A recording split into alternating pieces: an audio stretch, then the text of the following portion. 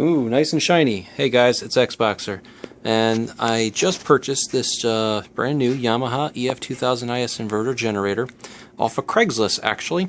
Nice gentleman. He bought it for a Hurricane Sandy last year, and his power wound up coming back on right after this was delivered off the truck, and subsequently he never filled it up with gas or oil, and it sat in his garage with nothing in it, 0 hours on it, and decided to, he decided to sell it. I made him an offer and purchased it up.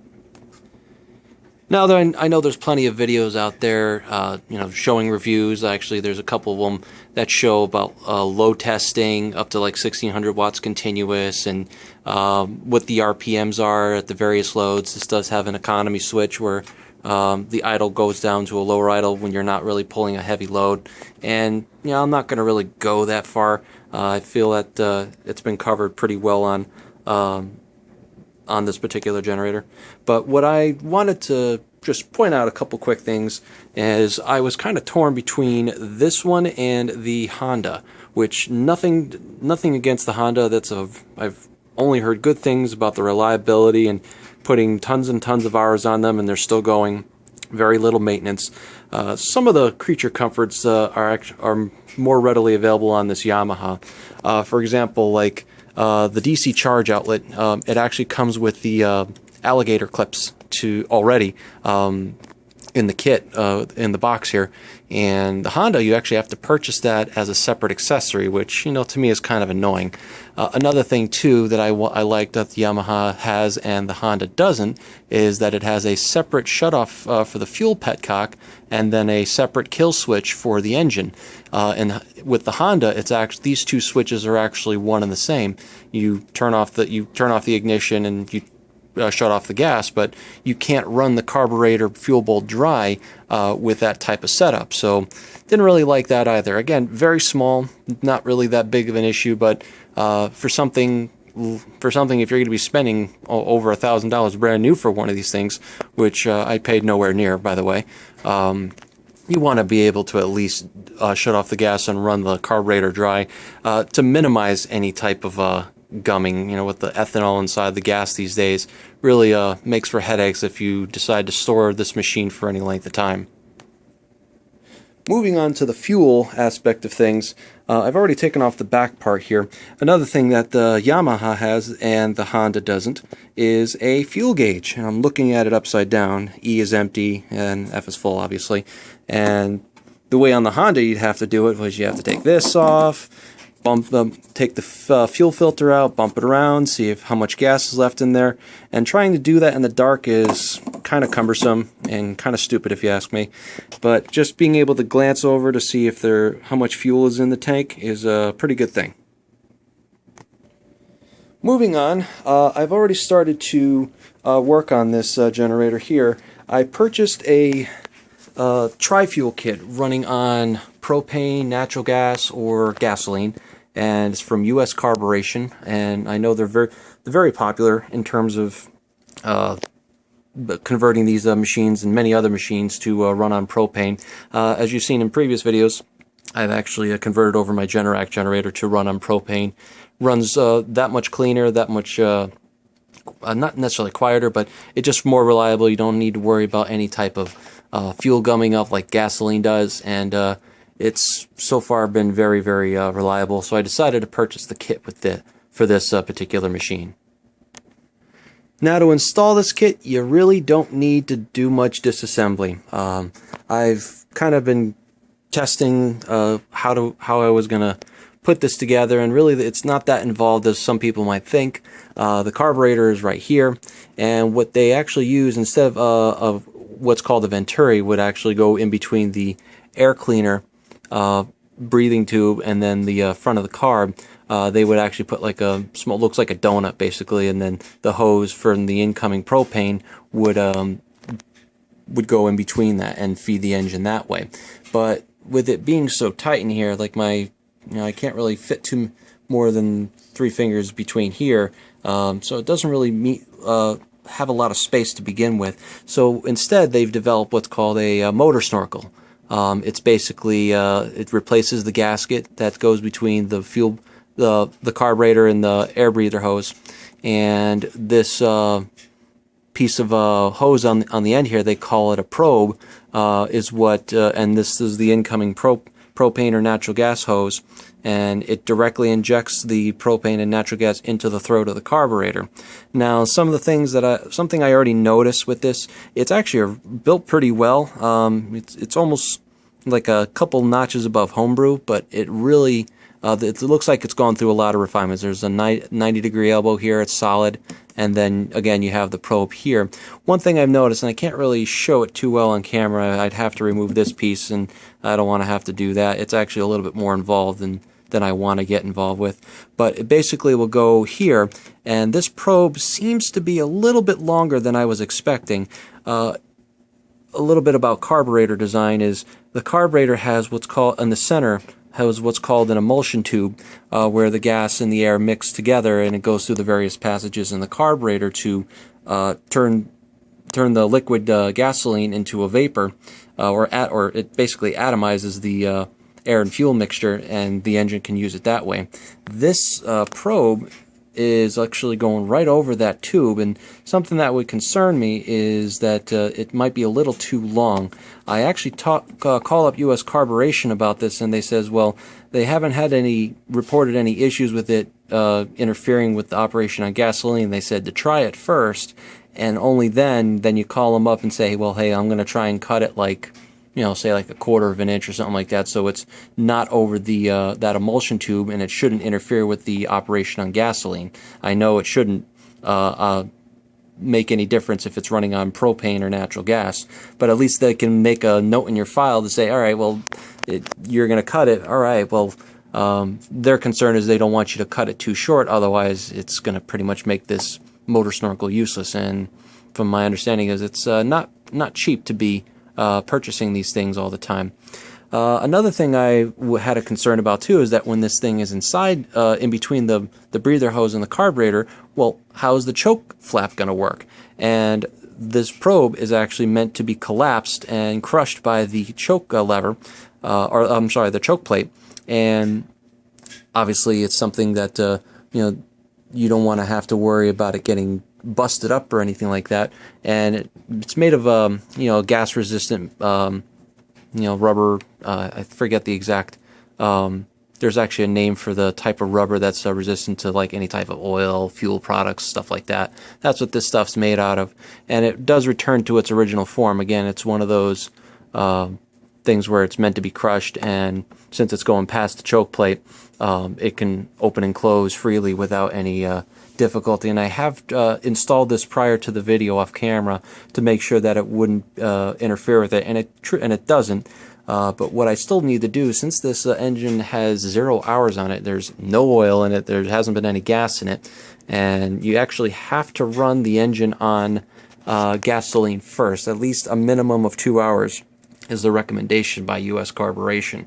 And I intend to run it for a few hours other than that, but I don't want this machine smelling like gas, especially if I'm going to be storing it for any amount of time. You know, this is going to be perfect for camping. And as I got these parts yesterday off the truck from UPS, I had a 2-hour power outage. We had a ice storm up here in my area, and it just happens to have you know, lost power. And I didn't have this thing set up, unfortunately, so I was running my big Generac. But I also don't want to use this tank to run gasoline, and that's probably one of my more important things that I want to do with this machine. So I bought some 3/4 inch fuel line from the auto parts store, and I'm going to actually just take a fuel petcock valve here, which I had left over from the Generac rebuild, and just going to go and take like an old windshield washer fluid jug, drill a hole on the bottom, and just run gasoline through that, because I'm just going to get rid of it then. I don't intend on running this on gasoline for the life of the machine, although if I wanted to, I certainly could. But I don't want that gas tank to smell like gasoline. Finally, some of the other things that you basically have to decide what you want to do. Two things. One, where you're going to have this hose that's connected to the motor snorkel come out of the machine. And US Carburetion has it, I've seen two pictures. one machine where this is your demand regulator, and I've seen the demand regulator mounted outside here with some, and they give you the hardware to do that outside. This is the intake here. I've actually removed it to show, to kind of get an idea of what I'm going to be doing here, and I think that's where I'm going to go. And then that little piece of Velcro, I also decided to get a new tachometer and hour meter, which, as you can see, it's 0 hours and nothing run on it, and that correlates with this engine not even being run. The thing with this particular Yamaha hour meter is that you cannot change the battery. It's actually sealed in epoxy back here. It's sealed in epoxy. Cannot change the battery. And on something that is, I'm guessing, is a premium feature, but you cannot reset the total accumulated hours, which I think is a good thing. Some of the cheaper ones, they don't couple very well to the ignition. I've already done that, where I've wrapped the wire around here and run it across here, and it actually comes out on the side here and it sticks to the side here.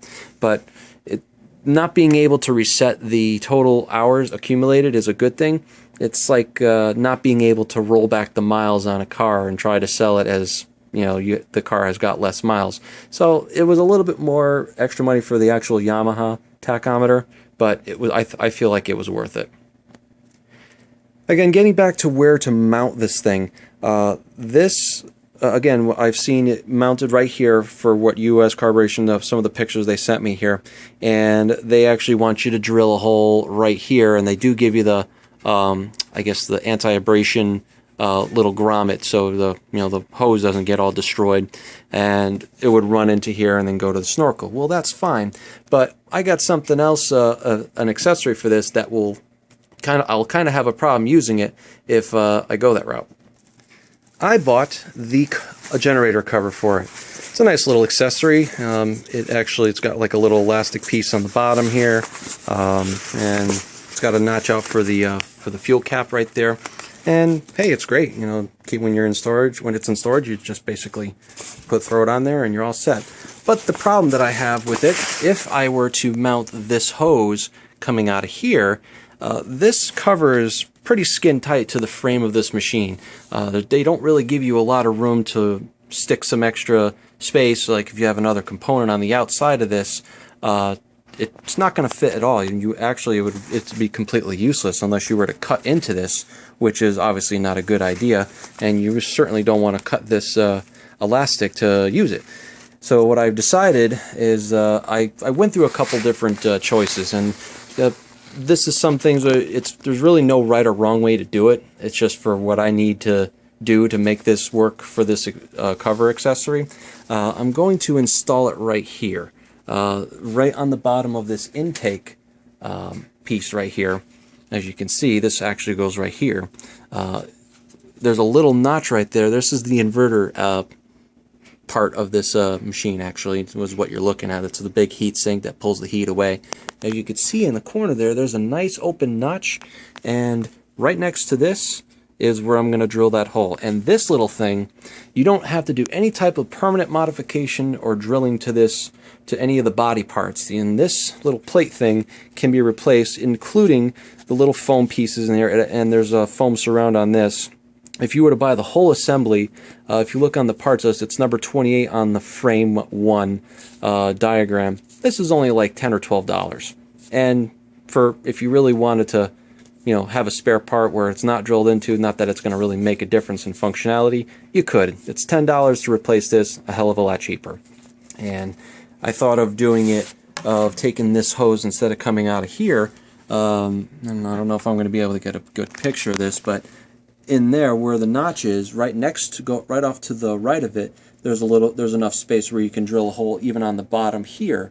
But again, this whole entire piece is the whole section of the machine, and this here again is not terribly expensive, but it would seem kind of cumbersome to get to drill it out to the back there. But installing this hose on the bottom like that would allow me to use the cover that I just dropped on the floor without any issue.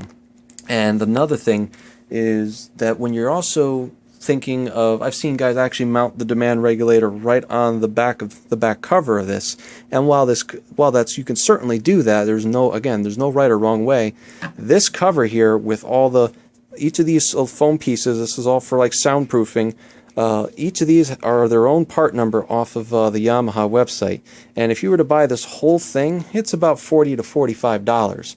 And you know, if you ever wanted to get a piece, you know, if it was broken or anything like that, you know, this is kind of expensive to do it. And I'm only saying this because I like keeping things stock. I don't want to have to permanently alter anything. Obviously, still get the functionality of installing a new kit and for it to run the way it was advertised to do. But if I ever needed to bring it in for warranty or anything like that, I wouldn't have to worry about bringing it back to stock. Another thing too that I thought was really cool is that Yamaha I confirmed this with Yamaha customer service after I registered the warranty, is that they actually will honor the factory warranty with this, well, only this kit from US Carburetion. They will honor the 3-year factory warranty with this machine. And I guess the only clause that they put in there is that, say if you have a problem with the engine, like, you know, if there's a carburation problem or something's up with the engine, whatever, and they find that that the problem is in direct relation to the installation of this tri-fuel kit, then they will void that warranty. They will pretty much deny the claim. But it won't void the warranty of, say, if there's something wrong with the electrical portion of the machine. That warranty would not be voided. They won't quote-unquote void the warranty. They'll just deny the claim. They won't cover the cost of the repair, basically. So the demand regulator is pretty straightforward. The whole kit comes with all the necessary fittings, your load block, the barb to fit the hose and everything. And one thing I decided to add, and these parts will not come with it, you actually have to buy them separately. I have a 3/4, and let's focus this in, I have a 3/4 inch to a 3/8 female thread that's threaded in, and then it's another 3/8 to male thread to 3/8 male thread, and this is their 3/8 quick disconnect kit. Now, I have their NPSK kit, which is basically if you wanted to connect to a regular like grill tank, propane tank, for example. And I didn't want to have to buy another NPSK kit. I already had one for my Generac generator that I use all the time, and instead of going through the hassle of spending another $50 for a whole new hose setup there, I decided to add just the male end of the quick disconnect, and I will show you what I did on my Generac end. As you can see with the Generac end, it's the same exact fittings, the 3/4, the 3/8, and then the 3/8 male to male, and then the male nipple end of the quick disconnect. On the NPSK kit, I did something a little bit more convenient for me. This is your primary regulator, and then it goes to the demand regulator. I added, as you've seen in previous videos, a nice quick disconnect with the little gauge on it. The NPSK kit comes with this piece here. Obviously the regulator, the little part there, it's a 3/8 to a 3/8 flare, and the 12-foot hose then goes to the other end, which is your 3/8 quick disconnect kit. This is the slide check part of it, and it's just another 3/8 to a 3/8 flare connector right there. And now I can take this hose assembly and connect to either generator at any time, and without having to depressurize the hose and without having to buy another kit. Okay, and circling back to how to mount that demand regulator. Again, I've seen the pictures from US Carb. They expect you that you're going to mount it over here off the same piece here, and then it basically would be standing off these grill fins here, so it doesn't block any of the airflow. But again, it doesn't work well with the cover here. And the other thing I've said that is probably easier to do is to go and put it on the side, but then again, you don't want to have to go and spend, you know, another $45 for the blue panel. So instead, and I've seen another kit that is for this generator and also for the Honda EU2000i, they actually have a bracket that mounts to the foot on the bottom here underneath, and then the demand regulator the bracket comes out here, and then the demand regulator sits on top of it, and it's mounted right on the side instead. Again, allowing the ability to put the cover on it. Simple as that. And I think that's the way that I'm going to go, but they don't sell that bracket separately. You'd have to buy their kit, and they're not really happy that if you go to buy someone else's conversion kit and you just want to buy their bracket, they won't do that. But it doesn't seem to be that hard. I think I got enough mechanical inclination to just get a piece of sheet metal and throw some mounting screws in there and call it a day. It doesn't need to be gorilla tight anyway. It's just going to be hanging off the side of the machine.